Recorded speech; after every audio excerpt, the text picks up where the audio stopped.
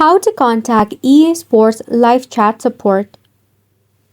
Hey there, welcome to the channel and let's get right into this tutorial. For this, you can launch a EA Sports app if you have installed in your device or in the preferred browser search for ea.com/sports. So in the official website of your EA Sport, at the very top you will see the question mark icon. You need to click on it. After which, over here you'll find some of the shortcut for the common issues.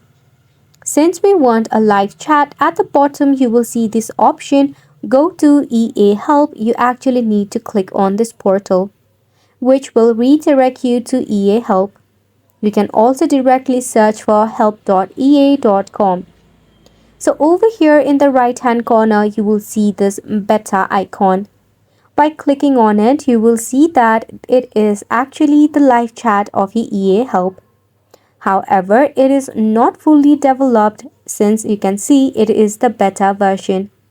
However, it can still help you regarding the issue.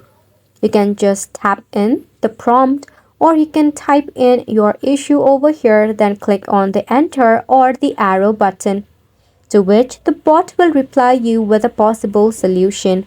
This sums up the tutorial as well. Thank you so much for tuning in.